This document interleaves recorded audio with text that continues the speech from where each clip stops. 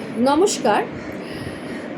আজকে দুটো শব্দ আমি তফাৎ আলোচনা করব। দুটো শব্দের মধ্যে তফাৎ আলোচনা করব। এক নম্বর হলো কৃত্তিবাস। কৃত্তিবাস হচ্ছে কয়রি তয় তয় হস্যই বয়া আঁকা দন্তেস্ব। এই কৃত্তিবাস শব্দের অর্থ হলো কৃত্তি বসন যা। কৃত্তি শব্দের অর্থ হলো পশুর চামড়া বা বাঘের যে ছাল বা গাছের ছাল। আর কৃত্তি বসন যার মানে বসন অর্থে যে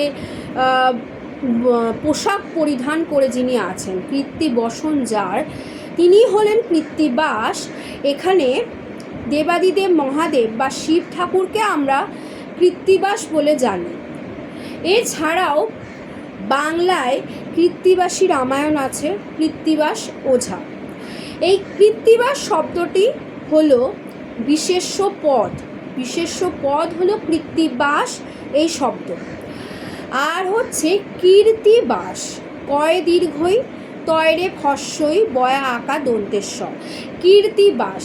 কীর্তিবাস শব্দের অর্থ হলো কীর্তিমান বা যশস্বী। যশস্বী বা কীর্তিমান। কীর্তি অর্থাৎ কীর্তি হচ্ছে লিঙ্গভেদে মেয়ে, তো কীর্তি থেকে কীর্তি।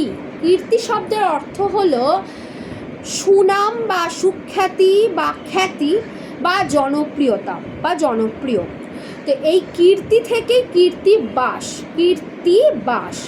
এই কীর্তিবাস শব্দের অর্থ হলো যশস্বী হওয়া বা যশস্বী, কীর্তিমান। আমরা কথায় বলে থাকি যশস্বী হও, ছেলেটি একজন কীর্তিমান। আমরা কীর্তিবাসও কিন্তু ব্যবহার করতে পারি।